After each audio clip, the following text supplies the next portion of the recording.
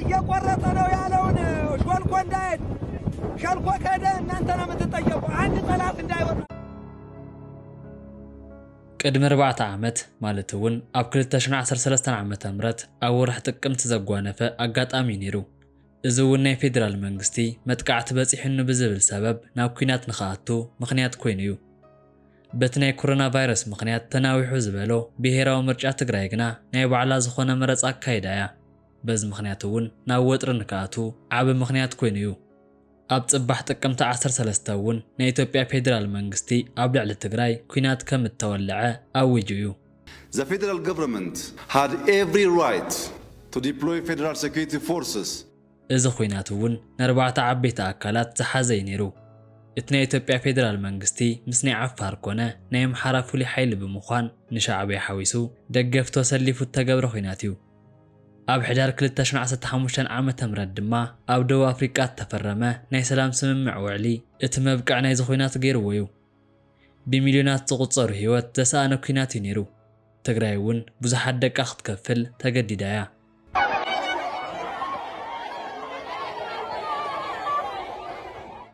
ብሚልዮን ዝቑጸር ህይወት እውን ኣብዚ ኩናት ክጠፍእ ክኢሉ እዩ።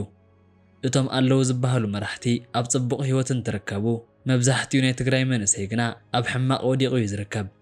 ንምዃኑ እዚ ናይ ኩናት ገዛ ድሕሪ ምሕላፉ ህይወት ኣብዚኣ ከተማ እንታይ ይመስል ዝብልን ካብ ብዙሓት ናይ ሶሻል ሚድያ እተሓበን እቲ ሓቃዊ ናይ ህዝቢ ትግራይ ህይወት ኣብዚ ቪድዮ ክንዕዘቡ ኢና።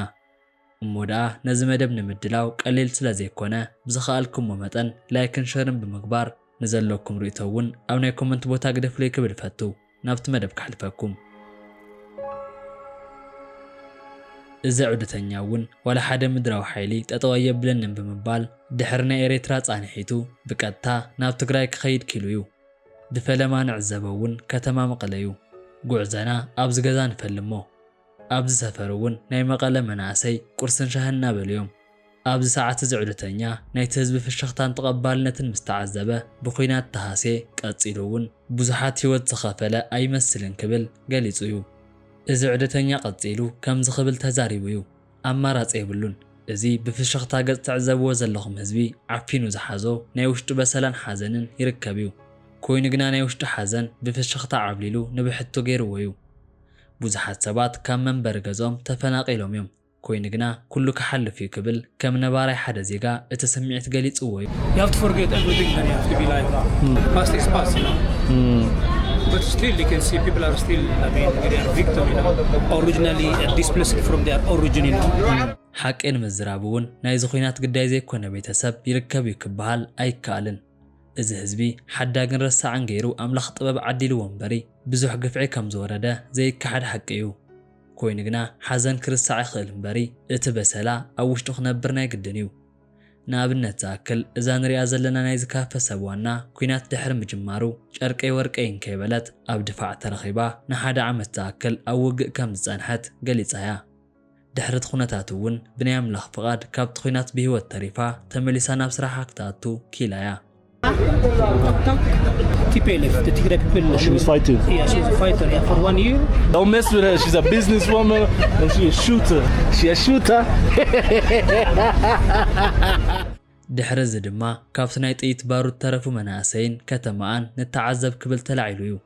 መቐለ እቲ ናይ ቀደም ጽባቐኣ ተመሊሱ ህዝባ ብናጽነት ሰርሓሉ መዓልቲ ኣብ ምንፋቕ እዩ ዝርከብ።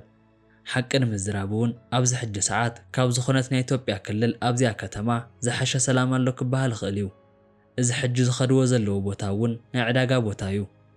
እዚ ቀፂሉ ምስኡ ዘሎ ሰብ እውን ብዛዕባ ናቱ ጉዳይ ክዛረቦ እንከሎ ከምዚ ክብል ገሊጹ እዩ። ኣነ ኣብ ስልጣነ ኢትዮጵያ ዓቢ እጃም ኣብ ዝነበራ ከተማ ኣኽሱም ተወሊደ እየ። ናብዚ ሕጂ ዘለኽዎ ናይ መቐለ ከተማ ክመጽእ ዝገበረኒ እውን በቲ ናይ ኩናት ምኽንያት ጽንተት ኣብ ዘጋጠመሉ ሰዓት ዝሓሸ ከተማ ብምንባሩ እዩ ክብል ተዛሪቡ እዩ። ናይ ኤርትራ ዶብ ኣቋሪጾም ናይ ኢትዮጵያ ሰራዊት ሓገዝ ንምሃብ ዝኣተው ናይ ኤርትራ ወታደራት እውን ኣብዛ ትውለድ ኩላ ከተማ ኣብ ሓደ መዓልቲ ጥራይ ክሳብ 1000 መናእሰይ ቀንፂሎም እዮም ክብል በተጋጣሚ ኣብዚ ካሜራ ተዛሪቡ እዩ።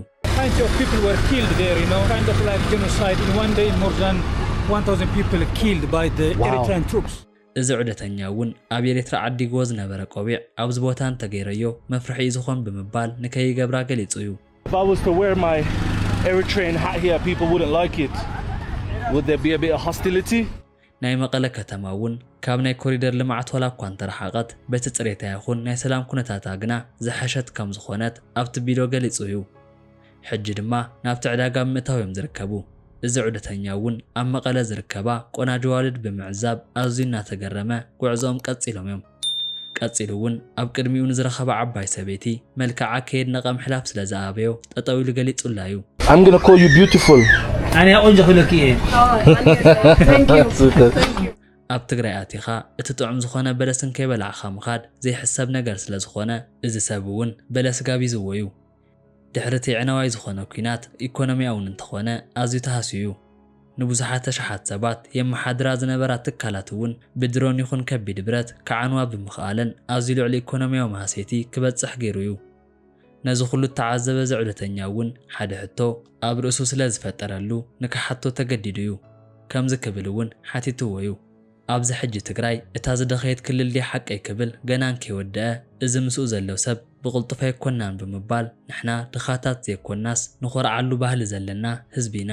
ኣብ ልዕሊኡ ድማ ጀጋኑ ተጋደልቲ ኢና ክብል እቲ ብመራሕቲ ዝግለጽ ቃል ኣብዚ ቪድዮ ገሊጽዎ እዩ። Tigray is one of the poorest regions in Ethiopia. Oh, no. We are very proud of our dignity, our culture. ቀፂሉ ንዚ ሰብ ንሕና እኮ ንናይ ፌደራል መንግስቲ ኢሉ እውን ንናይ ፋኖ ሓይሊ ይኹን ንኤርትራ ወታደር ምስ ናይ ቱርክ መሳርሒ ዝገጠምና ህዝቢና ብምባል ገሊጹሉ እዩ። With the Eritrean troops, with the federal government, the Turkish, you know, so we are very proud of. ኣብዚ ሰዓት እቲ ናይ ኢትዮ ኤርትራ ዓርቂ ንምንታይ ዓላማ ከም ዝነበረ ይኹን ናይ ጥንቲ ዝኾነ ረኽቦም ከመይ ነይሩ ዝብል ብምሉእ ብምግላጽ ኤርትራ ከመይ ንናይ ኢትዮጵያ ሓይሊ ተጠቂማ ከም ዝጓሓፈቶ ገሊጹሉ እዩ።